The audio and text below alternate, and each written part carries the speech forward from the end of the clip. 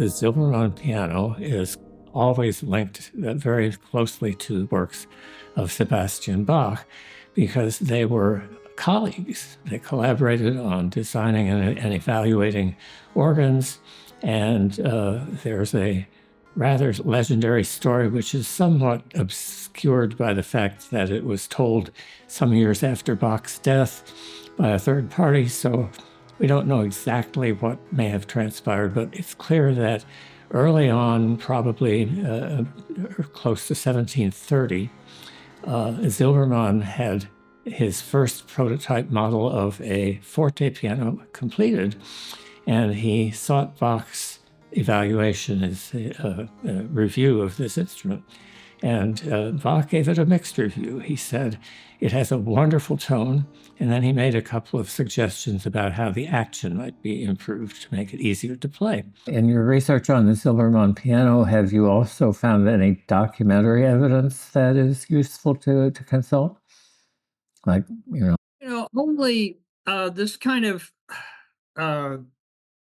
not documentary, but at least insofar as speaking with Kirsten Schwartz, who is a bit more of a scholar than I am, a lot more. But anyway, she has related to me this story about Silbermann having been out to sea with this design, at least from 1732, when he was criticized by J.S. Bach.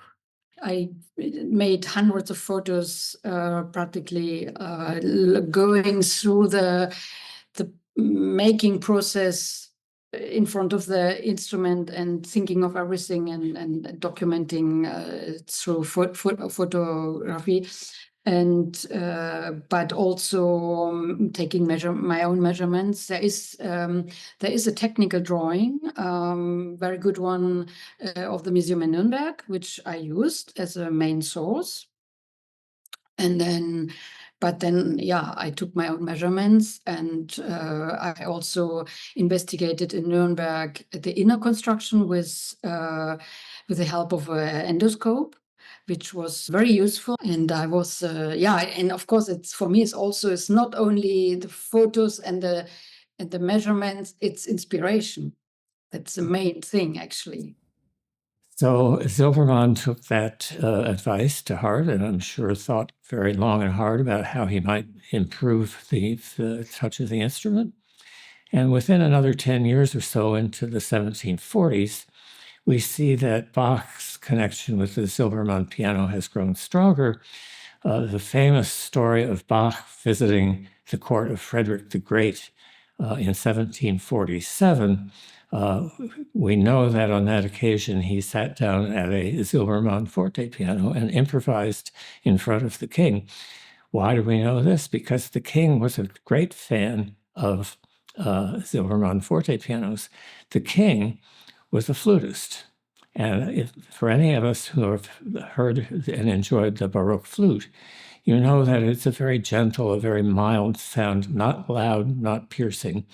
And the sound of the Silbermann forte piano is also milder and less piercing than that of a harpsichord. So I have a feeling that Frederick much preferred the sensitivity and the elegance that could be produced when he was being accompanied on the forte piano by the way, the son of J.S. Bach, Carl Philipp Emanuel Bach, who was the official accompanist to the king.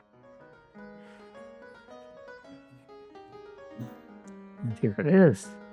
This is the brilliant invention that was made in the late part of the 17th century, which made it possible for the first time to have a hammered keyboard action. We will take a closer look. So the point of any keyboard action, of piano action, is to transfer the movement of the key into a flying of the hammer up to the string. And as you can see, it works very well. In the Cristofori action, you have a key, of course.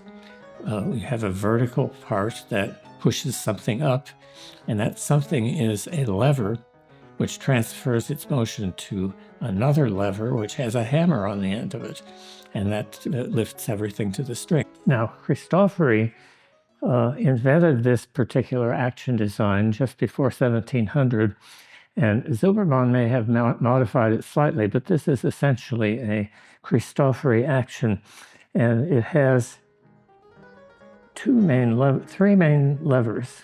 There's the key itself, which is a lever, and then there's the hammer head attached to that, what's called the hammer shank. That's the third lever, and in between we have these pieces which are referred to as the intermediate lever. And this is a very clever system of developing mechanical advantage so that a very small movement of the key provides a very significant movement of the hammer. I'm going to take the action stack off because the hammers are mounted on this rail. And we can start with the key itself. So, as you can see, it's pivoted. And when the key goes down, it pushes up on this part, which is the jack. The jack is on a spring. You can see the spring underneath. So that when it is released, it returns to its starting position. Now, the upward movement of the jack is transmitted to the intermediate lever.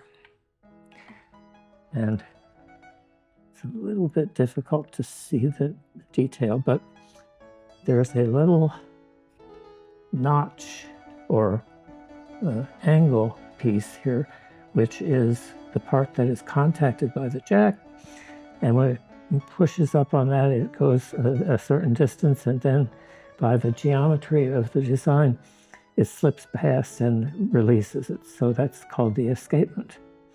Meanwhile, the upward motion imparted to this part is transferred to the hammer shank here and lifts the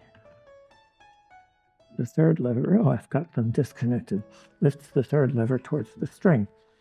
It sounds a bit complicated because it is, but it works beautifully. It gives you a lot of control over the sound. The touch is responsive. And that is the action that we have in a Silbermann forte piano. Even though he was German, he was building essentially an Italian-style piano.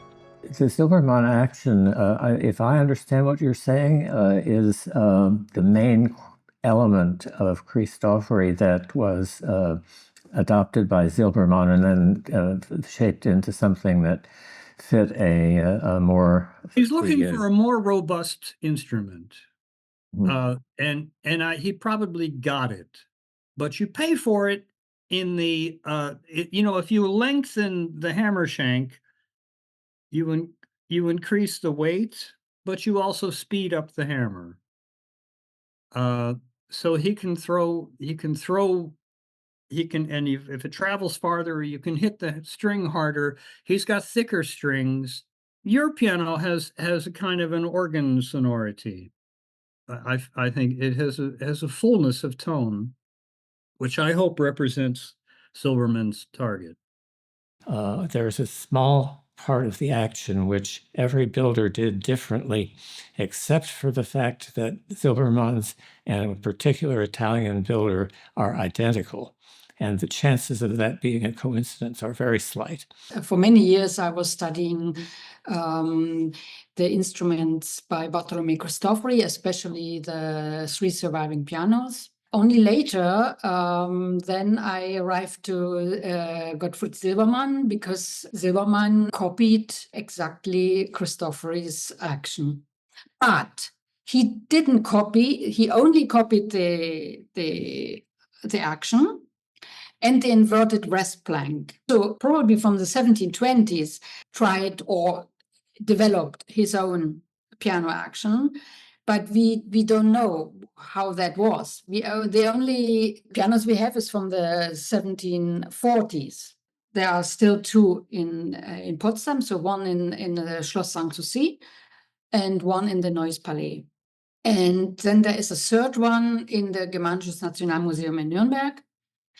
And so looking at those three, they have slightly different ranges, keyboard ranges, but the action itself is, let's say, it's uniform. It's really, you can see he decided this is the action he wants to use now, which works, and you can find them equally with the materials, the measurements, even the same type of leather, everything, which it's quite incredible. They're all it's all original. The actions, they haven't been changed. After 300 years, they're perfectly preserved, and it's the perfection with they are made, thinking that they didn't have machines. It's all handmade. I literally bow in front of those actions. With this view, we can see the area where the keyboard action sits, but there are some other important parts. Here we have the ends of the dampers, which are lifted by the individual keys. But there is also a mechanism in the Silbermann by which, so we can also lift all of the dampers together, but using the hand stop, which pushes up the entire set of dampers and holds them in place. Another important aspect of Cristofori's design, which is different from most other pianos, is that the strings run underneath the pin block, crossing the bridge here, and then are attached to the tuning pins, which are still turned from above, but are connected to the string below. What this means is that when the hammer strikes the string, it's seating the string down onto the bridge rather than pulling it up from the bridge. So Bach, in fact, the second Bach, CPE Bach, wrote a very important and famous book on keyboard playing, in which he mentions the forte piano. And one of the things that he says about it is that for accompanying, if you want the most elegant and sophisticated accompaniment, you should use a forte piano. Now I'm going to show you the dampers themselves, how they work. To get at them, we have to take off the cover rail, and we have to take out this, which we will return to explain in a moment. But first, the dampers. So here's an individual damper, just the way Cristofori designed it. And what we have here is a damper that's designed to sit in between two strings of the same pitch, which is how this instrument is strung. It's one piece of leather, which is attached on this side, goes through a slot, and comes up and is attached on the other side, creating an angled point of contact, which, when it sits in between the two strings, contacts them both at the same time and stops the vibration of the string. Now, this part is a separate stop. This is, as far as I know, special to Silbermann's pianos. And as you can see, there's this white material on the bottom of the stop is in fact probably some kind of bone, would originally have been ivory. And when this is allowed to drop into contact with the strings, you get a very bright, high overtone sound, which we will hear demonstrated in a moment, giving you a almost harpsichord-like quality of the sound. This is a Silbermann specialty, which I have not seen in other pianos. And it's operated by hand stops. So you can see lifting up and down. Okay, we're now going to demonstrate the variety of sounds afforded by the keyboard.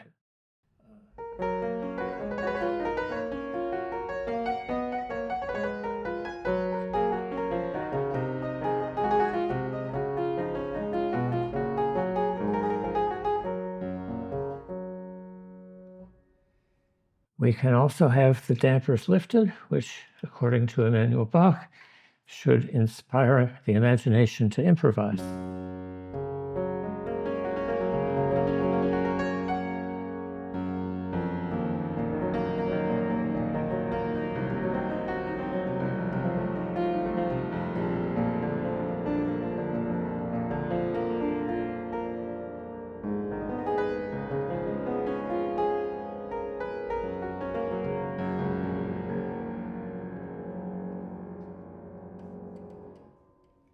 harpsichord sound, we can use the same example that previously heard.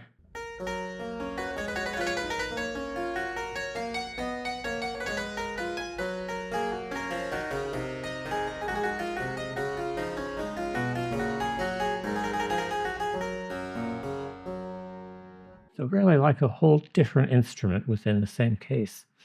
And we can combine that with the dampers lifted.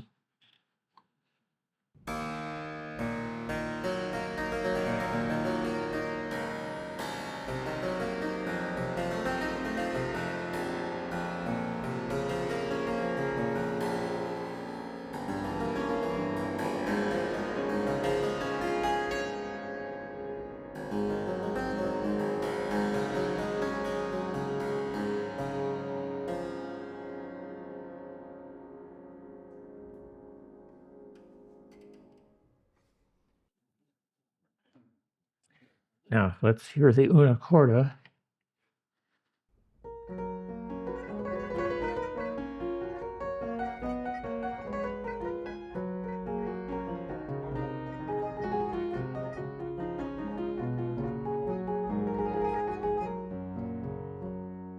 Una corda with dampers.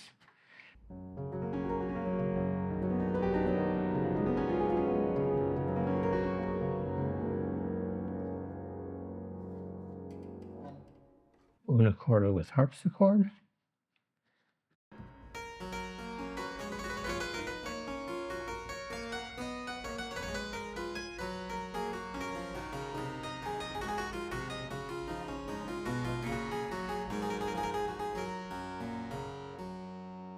And una corda, dampers, and harpsichord.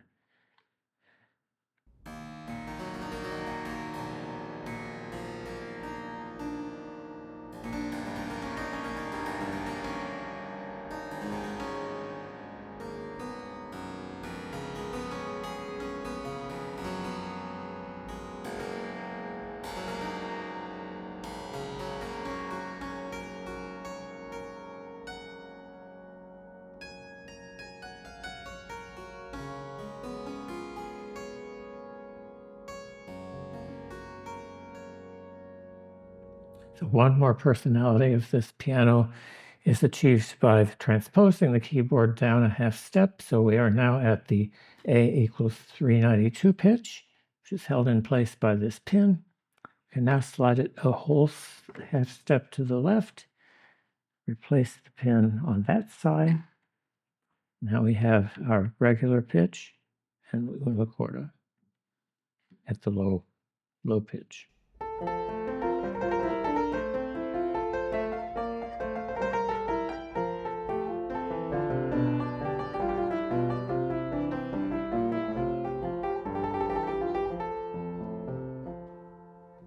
A very versatile sound world.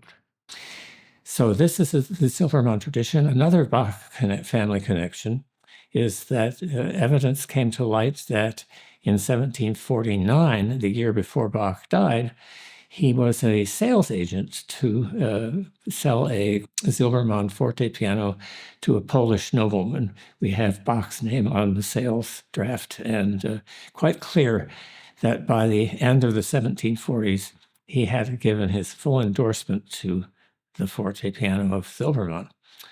Probably, I would suppose, those were the only forte pianos that he knew at the time, but it was beginning to be interest all across Europe at this point in making instruments, and the model that they had to follow was this original Italian forte piano by Cristofori.